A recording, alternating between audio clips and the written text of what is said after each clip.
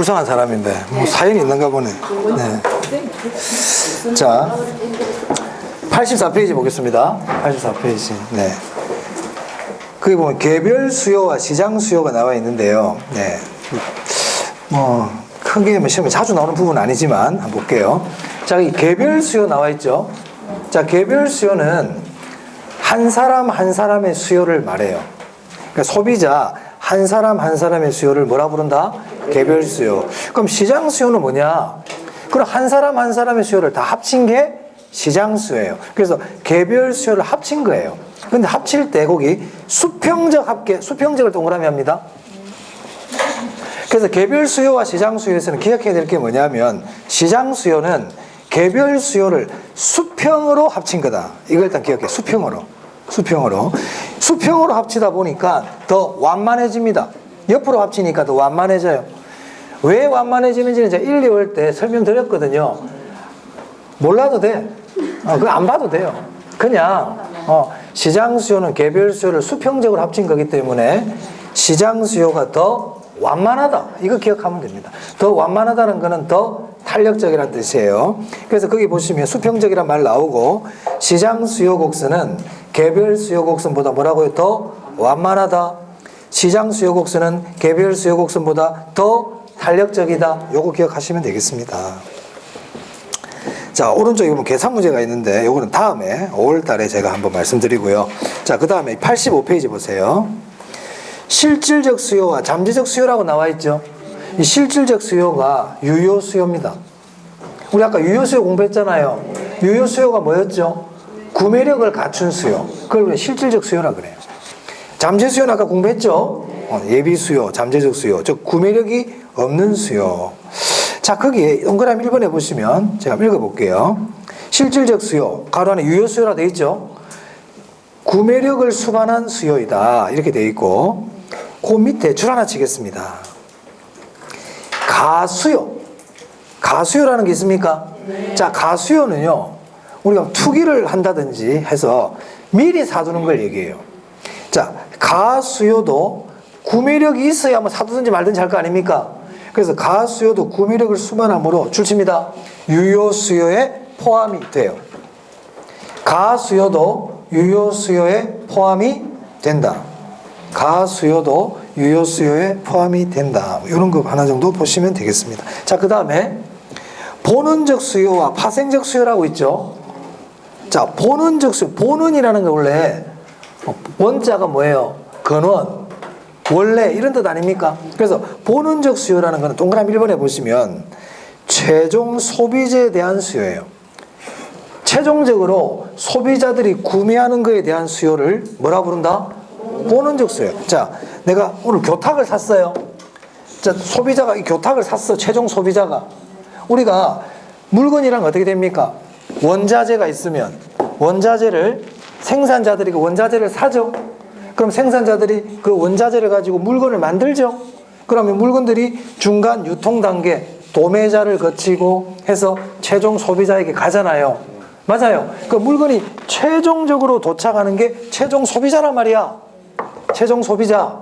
이때 최종 소비자들의 수요를 본원적 수요라 그래요. 자, 그러면 내가 교탁을 샀어, 내가. 최종적으로. 그럼 이 교탁에 대한 수요는 무슨 수요다? 본원적 수요란 말이야. 최종 소비자의 수요를 뭐라고 부른다고요? 본원적 수요예요. 그러면 최종적인 이 교탁에 대한 수요를 본원적 수요라 그러는데 이 교탁을 만들기 위해서 나무도 필요하고 못도 필요하고 뭐 본드 같은 것도 필요할 거 아닙니까? 이런 최종 상품을 만들기 위한 원자재, 생산 요소에 대한 수요를 우리가 뭐라 그런다? 파생적 수요라 그러는 거예요. 그러니까 본원적 수요는 근본이 되는 수요, 파생적 수요는 이 본원적 수요 때문에 생겨나는 수요. 무슨 말인지 아시겠어요? 네. 자, 여러분들이 파리바게뜨 가가지고 오늘 식빵을 샀어요. 그러면 식빵이 이제 최종 소비자가 되잖아요. 그러면 식빵을 만들기 위해서 뭐가 필요해? 밀이 필요하죠. 그럼 밀은 무슨 수요가 된다? 식빵 때문에 생겨나는 수요다. 파생적 수요. 이해됩니까? 네, 그런 뜻이에요. 본원적 수요와 파생적 수요. 자, 그 다음에 87페이지예요. 87페이지. 이제 공급입니다. 공급. 아까 수요의 개념 했잖아요. 자, 이제 공급의 개념이죠. 공급의 개념.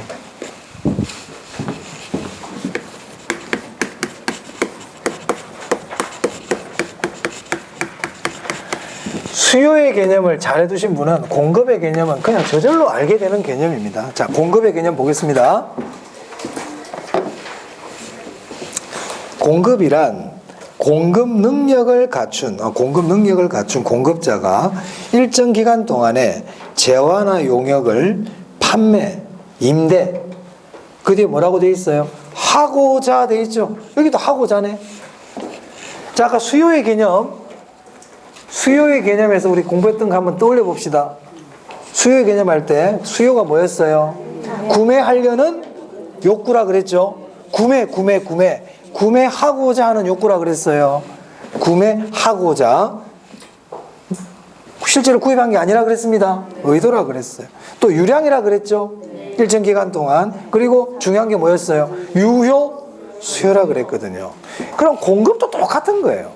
공급도 하고자란 말이야. 의도라고, 의도. 그러면 공급이라는 거는 실제로 판매한 걸 얘기하는 게 아니고, 실제로 생산한 게 아니고, 하고자 하는 거란 말이야. 하고자. 오케이? 자, 그리고 유량이에요. 유량. 수요하고 똑같아요. 그리고 아까 유효 수요라 그랬죠. 공급도 그러면 무슨 공급일까요? 유효 공급이에요. 그럼 유효 공급은 뭘까요? 공급 능력을 갖추라고요. 공급 능력. 공급 능력을 갖추지 않은 공급은 공급이라 그러지 않아요. 그래서 공급의 개념 밑에 보세요. 유량, 사전적. 자, 줄칩니다. 공급량은 실제로 매도된 양이다. 매도된 양이 아니다. 실제로 매도된 양이 아니야. 하고자 의도라 그랬어요. 그걸 사전적이라고 불러요. 자, 3번에 유효 공급이라고 돼 있죠. 공급 능력을 갖춰야 된다. 공급 능력을 갖춰야 된다. 그러니까 우리가 임대인이라고 할 때 내가 임대할 부동산을 갖고 있을 때 임대인이지 물건도 없는데 임대인이라 그럴 수는 없잖아요. 공급 능력, 임대 능력을 갖춰야 되겠죠. 그런 뜻이에요. 자, 4번입니다. 부동산 공급자인데 줄치겠습니다. 부동산 공급자에는 줄칩니다. 신규 생산자뿐 아니라 기존 건물의 소유자도 포함됩니다. 임대인 생각하시면 돼요. 임대인. 그래서 우리가 부동산 공급자라고 할 때 건설회사만 얘기하는 게 아니라고요. 기존의 건물을 갖고 있는 사람들도 공급자가 될 수 있다 이 말이야. 자, 여러분들이 가지고 있는 집을 팔 때가 있죠. 그럼 여러분들 뭐가 돼요? 공급자잖아요. 공급자. 집을 팔려고 내놨거든. 또 공급자야. 오케이. 자, 공급의 개념 별거 없어요. 수요의 개념하고 이 개념이 거의 일맥상통하니까. 그 다음에 아까 수요의 법칙 했잖아요. 그럼 이제 뭐가 있을까요? 공급의 법칙이 있죠.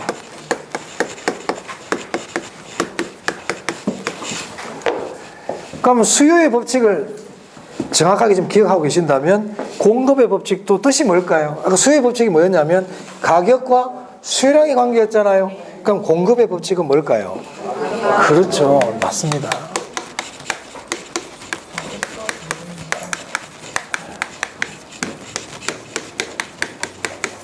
가격과 공급량의 관계예요. 그러면 가격과 공급량의 관계 어떤 관계냐? 자, 줄 쳐야 됩니다. 어디 치시냐면 87페이지. 그 밑에 공급법칙 있죠? 찾았어요? 자, 줄 치겠습니다. 해당 재화의 가격이 상승하면 공급량은 증가하고 해당 재화의 가격이 하락하면 해당 재화의 공급량은 어떻게 된다? 감소하기 중요합니다. 기본이 되는 내용이니까. 자, 그래서 공급의 법칙은 가격이 상승하면 공급량도 어떻게 된다? 증가한다. 자, 여기서도 아파트 가격이 상승했을 때 아파트 공급량이 변하는 게 공급의 법칙이지, 아파트 가격이 변했는데 빌라 공급량이 변하는 것은 공급의 법칙이 아닙니다. 아니에요. 가격이 하락하면 공급량은 어떻게 된다? 감소한다 이 말이죠. 아까 수요의 법칙하고 방향이 같아요? 아까 수요의 법칙은 반대로 움직이면 같은 방향이죠. 그래서 수요의 법칙과 공급의 법칙은 가격과 수요량, 공급량의 변화 방향이 달라요. 얘는 같은 방향이에요. 같은 방향. 같은 방향. 같은 방향. 같은 방향으로 움직일 때 이 둘의 관계는 플러스 관계다. 이렇게 얘기한단 말이에요. 그래서 공급의 법칙은 가격과 공급량의 관계인데 이 둘의 관계는 플러스 관계이고 이걸 정의 관계라고 부릅니다. 그럼 가격과 공급량의 관계는 이걸 공급함수라고 할 수 있겠죠. 공급함수. 이처럼 정의 관계인 함수를 정가함수라고 불러요. 그리고 비례관계 이렇게 얘기한단 말이에요. 그래서 우리 교재 보시면 가격과 공급량이 비례, 정, 플러스 관계 이렇게 나와 있죠? 네. 자, 이제 공급의 법칙 다 했어요. 그럼 이제 뭐 해야 됩니까? 아까 수요의 법칙에서 수요 곡선이 나왔잖아요. 수요의 법칙에서 수요 곡선이 나왔거든. 그럼 공급의 법칙에서 뭐가 나올까요? 공급 곡선이 나오는 겁니다. 자, 그래서 이제 공급 곡선에 대해서 봅니다.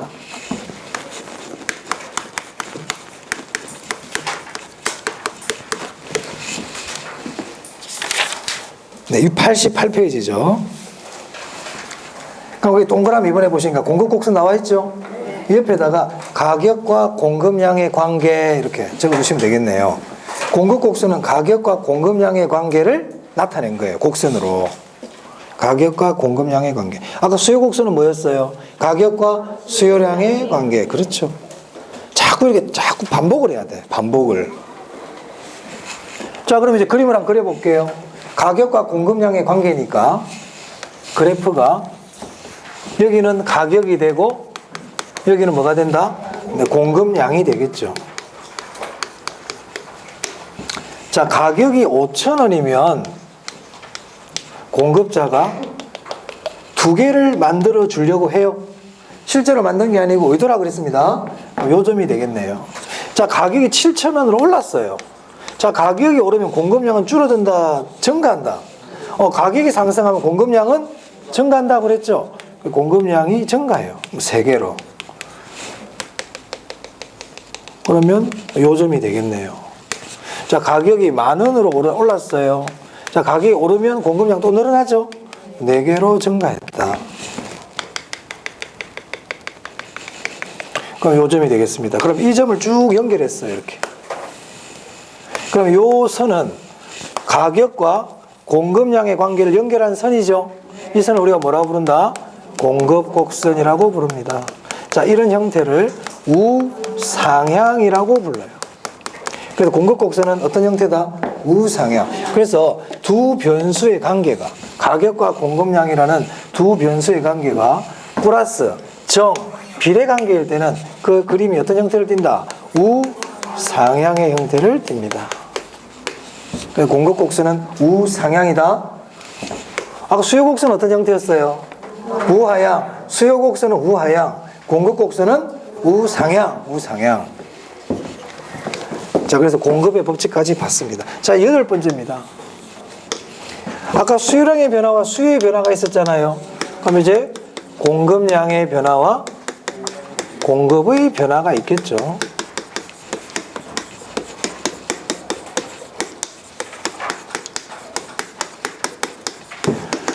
제가 아까 수요량의 변화와 수요의 변화할 때 옆에 뭐 적으라고 그랬잖아요. 둘 다 수요량이 변하는 거다. 그렇게 적었죠. 그럼 공급량의 변화와 공급의 변화도 그러면 어떤 말을 적을 수 있겠어요? 둘 다 공급량이 변하는 거예요. 둘 다 공급량이 변하는 거예요. 뭐가 달라요? 그렇지. 원인이 다르단 말이에요. 원인이. 그럼 공급량의 변화는 원인이 뭘까요? 가격 변화. 공급량의 변화는 원인이 뭐라고요? 가격 변화. 그럼 공급의 변화는요? 그래, 가격 외의 요인 변화. 똑같아. 똑같아. 그럼 아까 수요량의 변화는 어떻게 표시됐어요? 수요 곡선상 점의 이동이었죠. 수요의 변화는 수요 곡선의 이동이었잖아요. 공급량의 변화도 똑같아요. 공급량의 변화도, 자, 공급량이 2개에서 3개로 이렇게 공급량이 증가했어요. 공급량이 증가했죠. 근데 이 공급량이 증가한 원인이 뭐였어요? 가격이 오른 거거든. 이게 원인이었거든. 가격 상승이라는 원인 때문에 공급량이 증가했잖아요. 그랬더니 이 점에서 이 점으로 점의 이동이 일어난 거 아닙니까? 그래서 공급량의 변화는 원인이 뭐라고요? 가격 변화. 공급의 변화는 가격 외의 요인 변화. 공급량의 변화는 어떻게 표시된다? 공급 곡선상 점의 이동. 공급의 변화는요, 공급 곡선의 이동. 똑같다고요. 수요량의 변화. 그럼 공급 곡선이 오른쪽으로 움직이는 걸 뭐라 부를까요? 공급의 증가. 왼쪽으로 움직이는 거는요, 공급의 감소. 그렇게 부르는 겁니다. 자, 그래서 88페이지. 자, 공급량의 변화인데요. 자, 공급 곡선상 점의 이동이죠. 공급량의 변화도 상 동그라미하고 점의 이동 줄쳐야 돼요.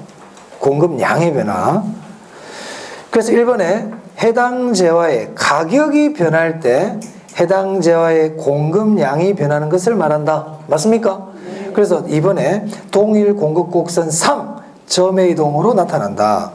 자, 그런데 공급의 변화는 공급 곡선 자체가 움직이는 거죠. 1번의 원인은 해당 재화 가격 이외 요인이 변할 때 공급량이 변하는 겁니다. 동그라미 2번 공급 곡선 자체가 이동한다. 공급의 변화 자체 이동. 그 다음에 3번에 공급의 증가는 공급 곡선이 어느 쪽으로 움직이고요? 오른쪽으로, 우측으로. 공급의 감소는요, 좌측으로 움직입니다. 자, 오른쪽에 89페이지에 1번 문제 한번 볼게요. 아까 79페이지 한번 펴봅니다. 79페이지. 79페이지 보니까 아까 우리 풀어봤잖아요. 아파트에 대한 수요의 변화 요인과 수요량의 변화 요인 물어봤죠. 근데 또 이제 89페이지 한번 봐보세요. 1번 문제. 이제는 수요가 아니고 뭐라고 돼 있어요? 그래, 공급을 이제 물어본 거지. 뭐 수요든 공급이든 똑같거든. 자, 그러면 주택 공급 변화 요인과 공급량 변화 요인이 옳게 묶인 것은 이렇게 돼 있죠. 우린 첫 번째 뭐 하라고 그랬어요? 그렇지, 주택 동그라미, 주택 동그라미. 그러면 이것도 아니나 다를까 출제자 앞에 공급 변화 요인 돼 있고 뒤에가 공급량 변화 요인 돼 있잖아요. 그럼 우리는 앞에 걸 봐야 돼, 뒤에 걸 봐야 돼. 그래, 공급량 변화 요인 찾아야 돼. 그래서 우리 뭘 찾으면 돼요? 주택 가격 변화, 주택 가격 변화 몇 번이야? 그래요, 답 1번이에요. 2, 3, 4, 5번은 전혀 쓸데없는 얘기다. 5초 아시겠죠? 딱 보고 주택이네. 공급 변화, 공급량 변화, 공급량 변화 요인을 찾으면 돼요. 그래서 주택이니까 주택 가격 변화를 찾으면 된다 이 뜻입니다. 됐어요? 네. 오케이. 자, 그 다음 공급량의 변화와 공급의 변화 하고 나면 이제 아까 우리 수요의 변화 원인 했잖아요. 그럼 이제 또 뭐가 있을까요? 그렇죠. 공급의 변화 원인이 있죠. 똑같아요, 패턴이.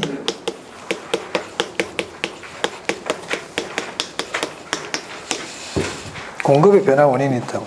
이 공급의 변화 원인은 시험에서 수요의 변화 원인보다는 좀 별로 많이 안 나오는데 우리는 하나만, 두 개만 다 기억하면 돼. 아까 제가 89페이지에 수요의 증가 요인을 보지 말고요. 오른쪽에 공급의 증가 원인은 표 있죠? 공급의 증가 요인 동그라미 1번하고 동그라미 2번 여기 중요하다고요. 특히 1번은 별표 한 2개 해야 돼. 생산 요소 가격 하락 줄칩니다. 생산 요소 가격 하락. 줄 쳤어요? 생산 요소 가격이 하락하면 공급이 어떻게 된다? 증가해요. 그래서 89페이지 그 밑에 동그라미 1번 그 밑에 표 밑에 1번 보입니까? 거기 생산 요소 가격 변화해 놓고 출첵해요. 택지 가격, 건축비, 노동자 임금이 인건비죠. 인건비, 원자재 가격, 이것들이 전부 다 생산 요소 가격이에요, 이게. 그러니까 이런 것들이 어떻게 됐을 때? 하락했을 때. 그래서 제가 이걸 왜 줄을 치라고 그러냐면 시험에서 생산 요소 가격이 하락하면 공급이 증가하잖아요. 생산 요소 가격이라고 할 때도 있고요. 택지 가격이라고 할 때도 있다고. 그럼 택지 가격이 하락하면 주택 공급이 어떻게 된다? 증가하죠. 무슨 말 하겠습니까? 그래서 생산 요소 가격이란 말 대신에 택지 가격, 인건비, 원자재 가격 이렇게도 표현을 한다고요. 오케이? 그런 뜻입니다. 자, 그 다음 동그라미 3번 볼게요. 매도자 수가 어떻게 됐을 때? 팔려는 사람이 많으면 공급이 당연히 어떻게 되겠어요? 당연히 늘어나죠. 이건 당연한 얘기고. 그 밑에 봅니다. 동그라미 4번입니다. 별표입니다. 가격 하락 예상이죠?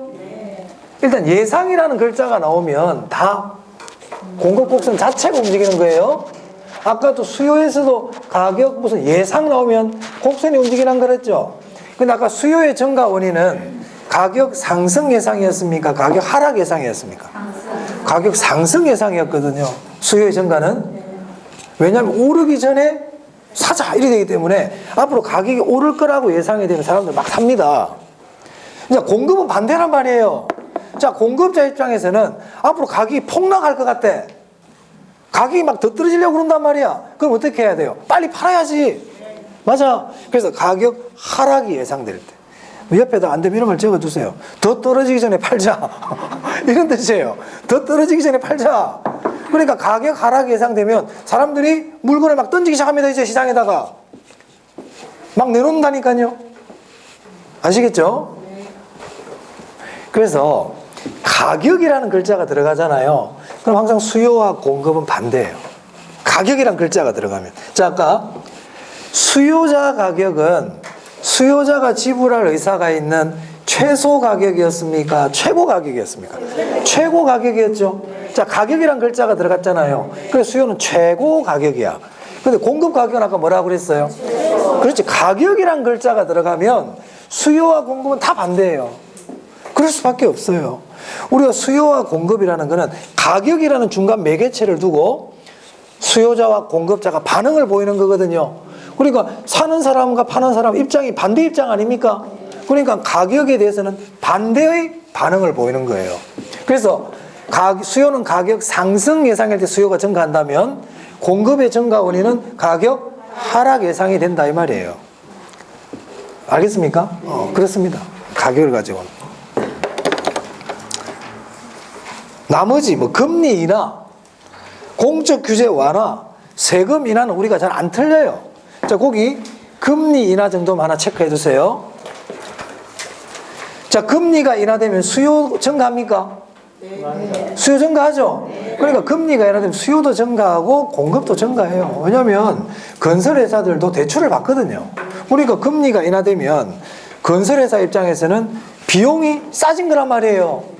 그러니까 대출을 더 많이 받을 수 있죠. 그리고 집을 더 많이 지어줄 수 있잖아요. 공급의 변화 원인까지 봤어요. 공급의 변화 원인. 그게 아까 생산 요소 가격하고 기술은 수요하고는 관계가 있다 없다? 없다. 그래서 1번, 2번 묶어가지고 수요와는 무관. 수요하고는 아무 상관없어요. 아까 제가 수요의 변화 원인은 아니라고 그랬잖아요. 이들은 수요하고는 관계없어요. 공급에만 영향을 줘요. 생산 요소 가격과 기술은 공급에만 영향을 줍니다. 공급의 변화 원인까지 다 했어요. 자, 그 다음 92페이지입니다. 92페이지. 거기 보시면 3번 문제 있죠? 작년 문제네요. 한번 풀어볼게요. 시험에 과연 어떻게 나오느냐. 부동산의 수요와 공급에 관한 설명이다. 옳은 것은 가격이 상승하면 공급량이 감소한다. 이거 물어보고 있죠, 지금. 공급의 법칙. 공급량은 어떻게 돼요? 증가하죠. 2번, 수요량은 일정 기간에 실제로 구매한 수량이다. 아니라고 그랬거든. 3번, 공급량은 주어진 가격 수준에서 실제로 매도한 수량이다. 아니죠. 우리를 뭘로 보고 이렇게 쉬운 문제를 지금. 그죠? 자, 4번, 건설 종사자들의 임금 상승은 부동산 가격을 하락시킨다. 이건 우리 아직까지 뭐 뒷부분에 나오는 내용이지만 이거 맞을 것 같아, 틀릴 것 같아? 틀렸어요. 왜요? 임금 상승하면 그래, 이제 이거는 있잖아. 우리가 이제 살아온 경륜이기 때문에 이렇게 생각하거든, 보통. 야, 임금이 올랐으면 아파트값 올라가겠지. 맞아. 맞아. 그렇게 생각하면 돼. 근데 원래는 이게, 자, 임금이 올란다는 얘기는 공급이 어떻게 될까요? 공급이 감소하죠. 그렇기 때문에 아파트 가격이 올라가는 거야. 아직 우리 이제 공급이 감소하면 가격이 오른다는 거 아직 안 배웠지만, 그래서 근로자들의 임금 상승은 부동산 가격을 어떻게 한다? 상승시키죠. 자, 5번. 가격 이외의 요인이 수요량을 변화시키면 수요 곡선이 좌측 또는 우측으로 이동한다. 그렇죠. 이게 수요의 변화 아닙니까? 가격 이외의 요인이 변했다고 그랬으니까 수요의 변화죠. 그러니까 이동 이런 말이 나오죠. 수요 곡선의 이동이죠. 답은 몇 번이다? 5번. 찾을 수 있겠어요? 그래요. 찾을 수 있죠. 뭐 시험 문제 어려운 게 없어요. 어려운 게 없어요. 뭐 안 어렵잖아 지금 봐봐. 근데 시험장 가면 틀려.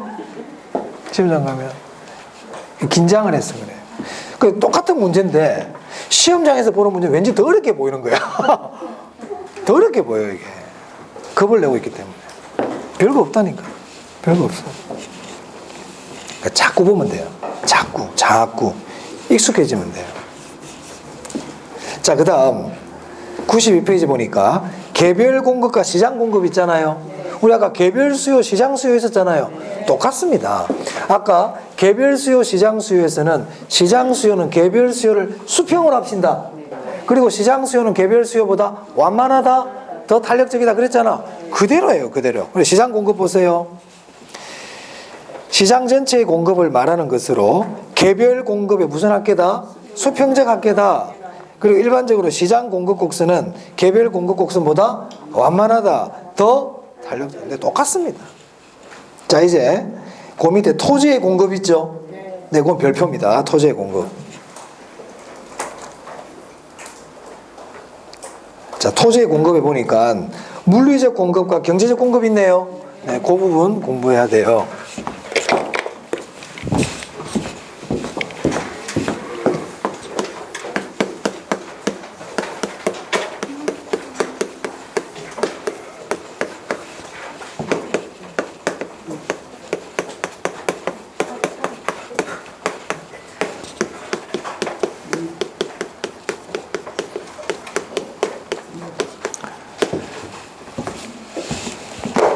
자, 그래서 먼저 토지의 물리적 공급입니다.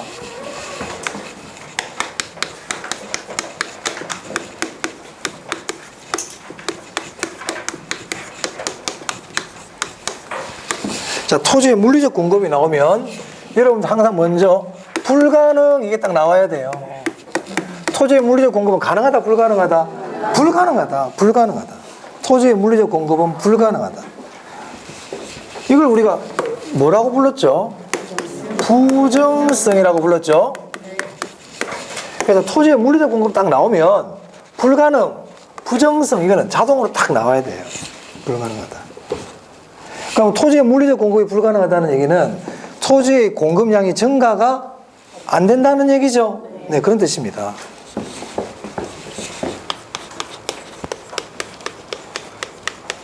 토지의 경제적 공급이 있어요. 자, 토지의 경제적 공급이라는 게 뭐였죠? 경제적 공급이 공유 수면을 매립한다든지 토지의 용도를 전환시키는 게 경제적 공급이라 그랬잖아요. 그럼 이 경제적 공급은 가능하다, 불가능하다? 가능하다, 가능하다. 자, 토지의 경제적 공급을 가능하게 하는 것은 뭐 때문이었습니까? 용도의 다양성이었거든. 일단 이 두 개는 기본이야, 기본. 자, 그 다음에 공급이 불가능하다는 건 이런 뜻이에요. 자, 공급 곡선 우리 조금 전에 이게 가격이고 공급량인데요. 자, 가격이 만원 할 때 공급량이 10개라 그래 볼게요. 자, 가격이 2만 원으로 올랐어요. 자, 가격이 오르면 공급량이 늘어나야 되잖아요.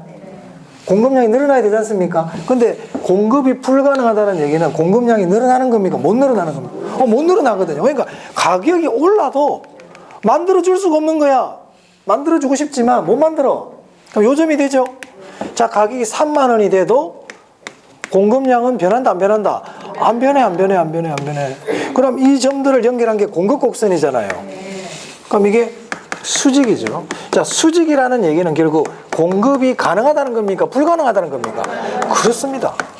자, 그래서 앞으로 공급이 불가능하다는 말이 나오면 공급 곡선은 어떤 형태를 띈다? 수직이에요.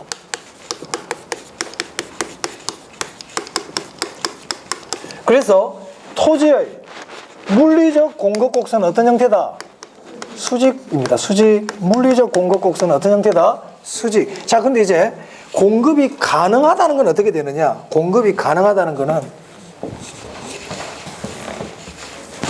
자, 공급이 가능하다는 뜻은, 자, 10,000원 할 때 10개 만들었어요. 자, 이제 20,000원으로 올랐어요. 그럼 공급이 이제 가능하니까 공급량이 증가하겠죠? 20,000원일 때는 이제 12개를 만들어주는 거야. 30,000원이면 15개를 만들어주죠, 이렇게. 공급이 가능하니까. 그럼 이걸 연결하면 어떻게 됩니까? 어떤 형태가 됩니까? 우상향이 되죠. 그래서 공급이 가능하다는 얘기는 공급 곡선이 어떤 형태다? 우상향이라는 뜻이에요.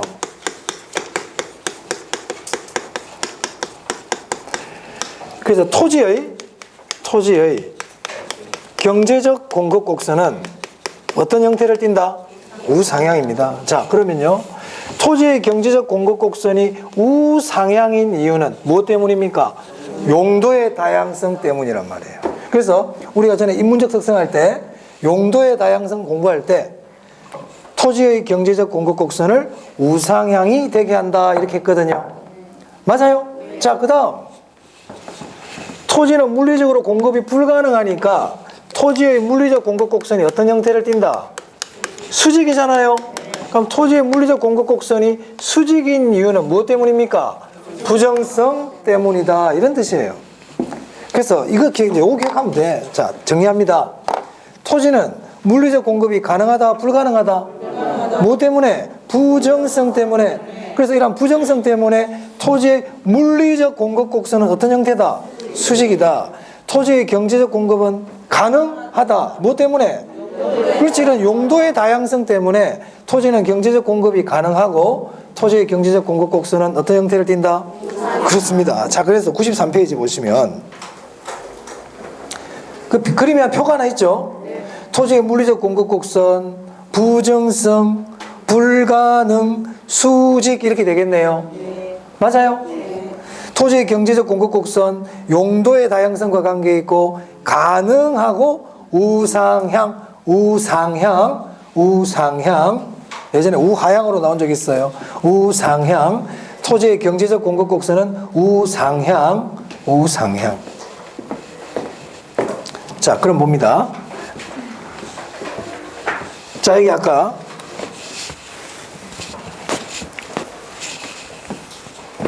공급 곡선이 수직이었잖아요. 공급 곡선이 수직이었어. 10개. 그럼 가격이 10,000원 할 때도 공급량 10개, 20,000원 할 때도 10개, 30,000원 할 때도 10개 이런 뜻이잖아요. 그 말은 공급량이 변합니까? 안 변합니까? 안 변해요. 안 변해요. 그래서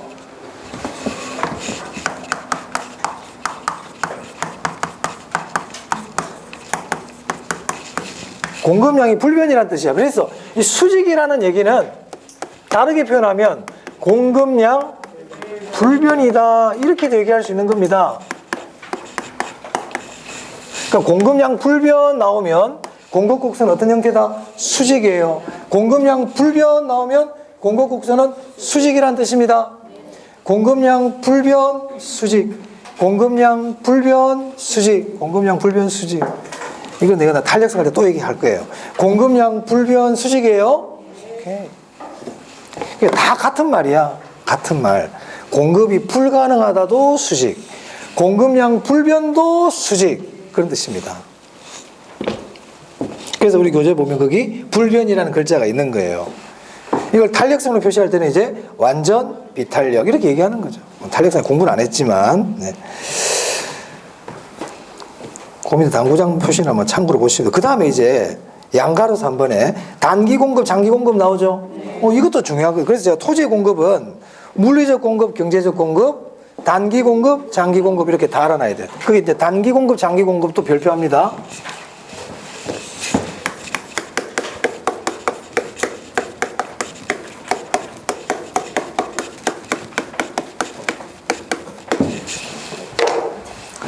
자, 단기 공급 볼게요. 자, 그 동그라미 1번에 단기 동그라미 하시고요. 단기. 단기의 뜻이 뭐냐? 단기란 전에 제가 이제 필기는 했지만 기존의 생산 시설을 확장시킬 수 없을 정도의 짧은 기간 이렇게 돼 있죠. 자, 우리 단기는 이런 거예요. 마스크 지금 1,100만 개 하루에 만든다면서요. 그러면 이 1,100만 개를 2,000만 개, 3,000만 개로 만들려면 기존에 있는 시설 가지고는 돼요, 안 돼요? 이게 단기야. 그러면 우리가 앞으로 이 지금 만들고 있는 마스크량을 더 많이 생산하려면 시설을 확장해야 될 거 아니에요? 그럼 확장할 때까지 기간이 필요하잖아요. 그 확장할 때까지의 기간을 단기라 그래. 그럼 확장이 되고 나면 신규 생산이 가능하죠? 그건 장기예요. 그래서 여러분들은 단기 그러면요, 니은의 줄치입니다. 신규 공급 불가능. 이걸 기억하시면 돼요. 그래서 단기라는 개념은 기존에 만들어 놓은 것들을 공급해 주는 그런 개념이고, 신규 공급은 불가능한 기간을 얘기하는 겁니다. 그래서 거기 니은에 보니까 단기에는 신규 공급이 불가능 이렇게 돼 있죠. 하지만 중부 공급은 어떻게 된다? 가능해. 재고는 돼. 만들어 놓은 건데 저량 공급은 된단 말이에요. 자, 그 다음에 2번 보세요. 장기 공급이에요. 장기는 신규 공급이 가능해요. 그래서 우리 교재는 다른 말이 밑에다가 니은 밑에다가 장기는 신규 공급 가능 이렇게 적어두세요. 신규 공급 가능. 그래서 우리가 탄력성을 지금 들은 분도 있고 안 들은 분도 있는데, 우리가 탄력성을 나중에 하고 한번 더 설명드리고, 일단 단기는 신규 공급이 불가능, 장기는 신규 공급이 가능. 아시겠죠? 탄력성 안 들으신 분들도 몇 분 계시기 때문에 제가 나머지는 다음에 또 설명을 추가적으로 탄력성 할 때 다시 이 페이지 돌아와서 설명드릴게요. 지금 이제 요즘만 보고 넘어가겠습니다. 단기 공급, 장기 공급. 자, 그런데 봅니다.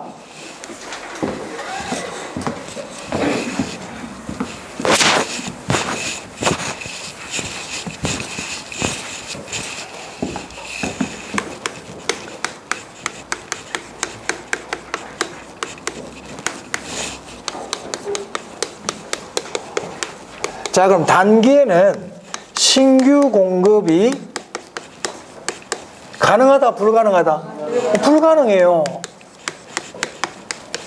근데 장기 공급은 신규 공급이 가능하다, 불가능하다? 가능하거든요. 자, 단기는 신규 공급이 불가능하대. 자, 그러면 공급 곡선 한번 그려보자. 제가 아까 공급이 불가능하다 그러면 공급 곡선이 어떤 형태라 그랬어요? 수직이야.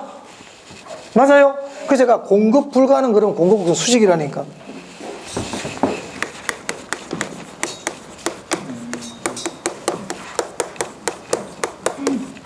신규 공급 곡선이라고 하는 게 더 정확합니다.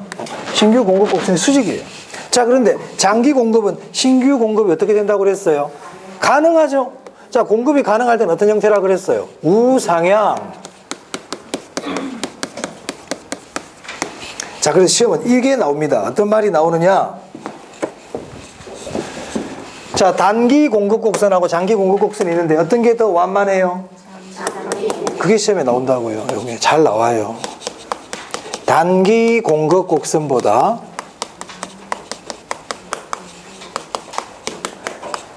장기 공급 곡선이 더 완만하다. 이게 시험에 아주 잘 나와. 자, 더 완만하다는 얘기는 더 탄력적이다 이렇게 표현하죠.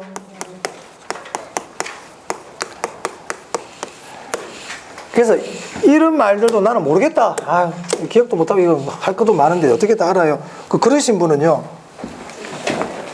이것만이라도 꼭 기억합니다. 이것만이라도. 이건 잊어먹으면 안 돼요. 이걸 설명하기 위해서 이런 거 하는 거예요, 지금. 기억하세요. 단기 공급 곡선보다 장기 공급 곡선이 더 완만하다. 그거 하나 둡니다. 그래서 우리 교재에 보면 그림도 그렇게 그려져 있어요. 근데 94페이지에 보면 그림 있죠? 근데 수직이 아닌데요? 이런 분도 있을 수 있어요. 자, 이 그림도 틀린 그림 아니에요. 여기는 재고 공급이 포함되어 있기 때문에 그래요. 자, 단기에 재고 공급은 가능하다 그랬잖아요. 그러니까 완벽한 수직이 아니야. 그래서 제가 신규라는 말을 적었잖아. 그러면 시험장에 갔는데 단기 공급 곡선은 수직이다 그래도 틀린 말 아닙니다. 그럼 단기 공급 곡선도 우상향이라 그래도 꼭 틀린 말은 아니거든. 못 내거든. 그러니까 못 내는 거야. 바로 이게 2가 들어올 수 있잖아요. 그러니까 출제자는 어떤 문제만 밖에 못 낸다. 이 얘기밖에 못해. 장기가 단기보다 완만한 거는 기정사실이거든.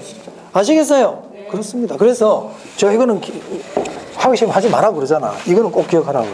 그래서 단기보다 장기 공급 곡선이 더 완만하다. 오케이. 그래서 책에 보면 수직으로 그려놓은 그런 책들도 있고요. 이렇게 수직에 가까운 우상향으로 그려놓은 책들도 있어요. 이 그림도 틀린 그림은 아니에요. 오케이. 자, 94페이지에 보시면 거기 1번 문제예요. 1번 문제에 자, 2번 한번 볼게요. 2번. 이 달력성 관련된 거니까 다음에 한번 봅시다. 달력성이니까 넘어가고 4번 한번 볼게요. 4번 지문. 1번의 4번 지문. 토지는 용도의 다양성으로 인해 우하향하는 공급 곡선을 가진다. 우상향이라 그랬지? 틀린 거 찾기인데 답이네? 그렇지. 4번이 답이야. 그러니까 1, 2, 3, 5번을 몰라도 4번에서 답을 찾을 수가 있네요. 맞습니까? 그래서 우리가 기출문제를 풀다 보면 새삼 또 느끼죠. 정확하게 알아야 되겠구나. 하나를 알더라도. 이거 하나 정확하게 토지의 경제적 공급 곡선은 우상향이다. 이거 하나 알고 시험장 갔는데 맞추고 나오는 거죠. 이 문제는. 맞아요. 다른 거는 지금 모르고 이거 알고 하나 갔는데 맞추더라는 거예요.